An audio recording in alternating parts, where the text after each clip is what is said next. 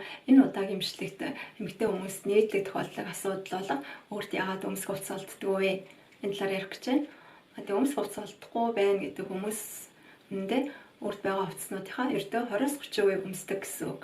Бусад хувцас нь болохоор зүгээр хадгалагдж байдаг.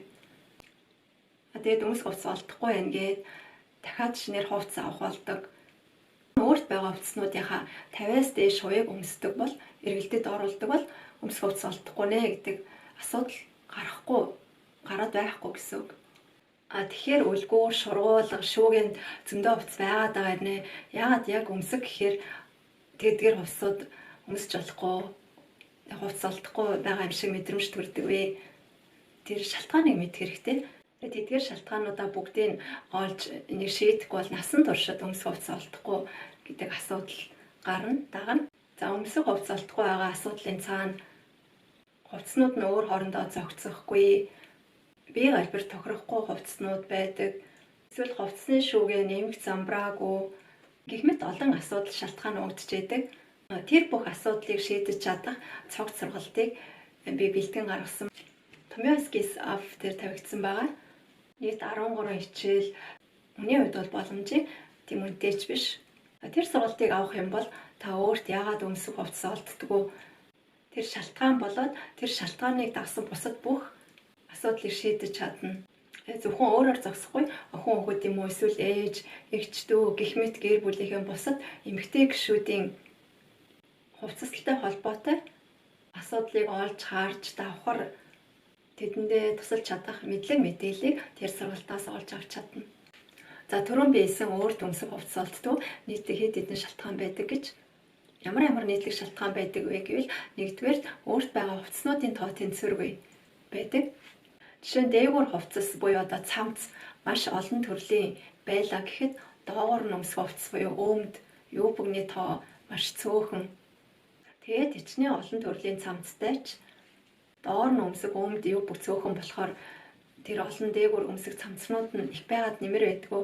Тэгэхээр цаашид өөртөө нэмж хувцас худалдан авахдаа өнөөх өөрөө одоо нэг рефлексээрээ гинт хараал таалагдсан цамц аваад байх биш.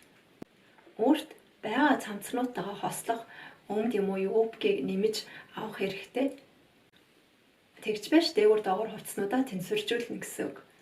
За бид гэртээ дэлгүүрээс хоол хүнс цуглуулахдаа эхлээд хөрөгчөнд гэрт ямар хүнс дутуу байна, юу дуусан байна, тэрийг хараад шалгаад тэрэндээ үндэслэж гэрт дутаж байгаа хүнс хоол хүнсээ цуглуулдаг. Тэгвэл хувцасаас яг үүнтэй адилхан өөрт ямар хувцас дутмаг байна тэрийг хамгийн түрүүнд нэгдүгээрт авах ёстой.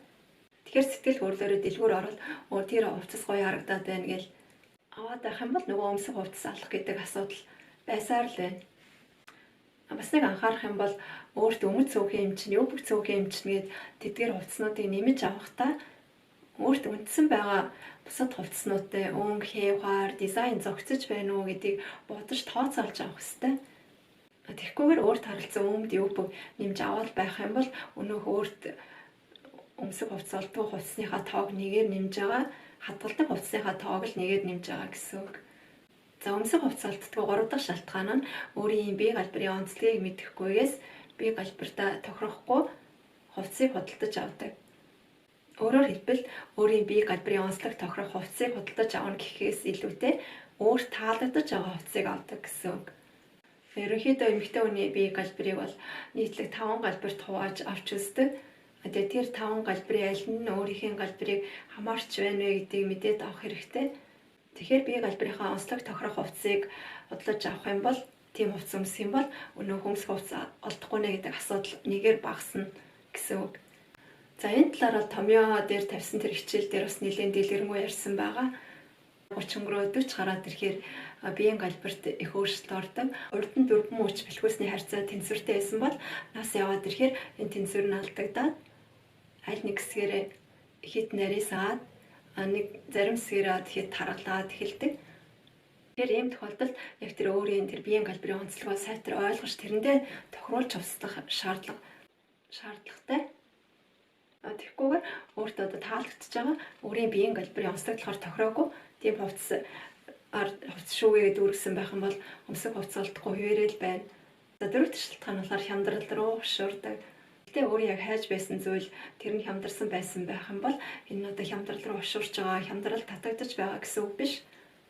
Эсвэргээр бусад тохиолдолд ямар ч зорилгогүйгээр шууд сэтгэл хөдлөлөөрөө хямдралд татагдаад тэгээд өнөө хямдарсан гэдэг шалтгаанаар авсан хувцас нь эргээд таны одоо үндсэн хувцснуудтай зохицохгүй байх юм бол өнөө өмсөх хувцас оддгүй шалтгаан болоод бас нэг өмсдгөө хувцас шинээр нэмэгдэж байгаа гэсэн үг.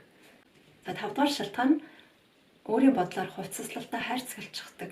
Энэ юу гэсэн үг вэ гэхээр жишээ нь пижакийг зөвхөн албан хувцсанд өмснө, цагаан цамцыг зөвхөн давуу өмдтэй эсвэл хар юпон дээр өмснө ч гэх мэтэр хувцаслалтаа зөвхөн тэрийг тэрэндээ өмснө гэсэн бодлоор хайрцаглаад тэгээд тэрнээс өөрөөр өмсөе гэж боддгоо.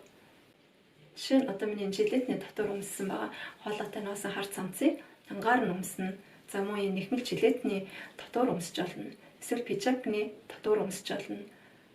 Бас задгаа ноосон цамцны дотор өмсөж болно. Өөр нарийнхан мөртэй даашинс дээр дотор нь өмсөж болно. Эсвэл бас гадуур нь цагаан цамц өмсөж болдог. Гэх мэтээр маш олон янзаар нэг хувцсыг өөр хувцснуудтай холиод өмсөх хэрэгтэй. Ингэжж өөртөөгөө хувцснуудаа эргэлтэд оруулаад зөвхөн ганцхан янзаар өмсөд болох биш. Өөр хувцснуудтай өмсөх юм бол өмсөх хувцас олдохгүй гэдэг шалтгаан бол гарахгүй. Тэгээ өөртөөгөө хувцсан олон янзаар олон хувилбараар өмсөхгүй зөвхөн нэг л хувилбараар өмсөд байх юм бол хувцас олддгүй. Хувцас алгаа гэдэг нөгөө шалтгаан байгаад л байна. Гэх мэт иймэрхүү нийтдэх шалтгаан байна. Томьёо дээр тавигдсан сургалтаар бол би нийтлэг 9 шалтгааныг дурдсан байгаа. За иймэрхүү хувцаслалтай холбоотой асуудлыг шийдэхэд миний хувцаслах урлаг суралцсан сургалт туслах болно. Ингээд та бүхэн миний томьёо скиз дээр тавигдсан сургалтыг авахд харамсахгүй гэж бодож байна. Тэгээ томьёо дээрх миний хичээлийг сургалтыг авсан хүмүүс энэ 12 сарыг дуустал бонустай хичээл авсан хүмүүс 12 сарыг дуустал өөрийнх нь бие галбирыг өнгөө тодорхойлж өгнө. Тэгээ өөрийнх нь биеийн галбирын онцлогийг мэдж авснаа тодорхойлсноор тэрэндээ тохируулж та яаж хувцаслах мэдлэг мэдээллийг тэр хичээл дээр зааж байгаа учраас тэг өөрийнх нь бие галбирын онцлог тохируулаад яаж хувцлах зөвхөмжтэй мөн тэр сургалтаар зааж байгаа учраас өөрийнх нь бие галбирын онцлогоо мэдгүй тусламж хэрэгтэй бол над руу хандж болно. Тэгээ томьёо дээрх миний хичээлийг авсан сургалтын төлбөрөө баримтаа над руу харуулад миний ишгэл хам Facebook пэйж хуудас руу хандах юм бол биеийн галбирыг нүүн төлбөрөөр тодорхойлж өгнө. Гэт би та бүхний хүлээж байна.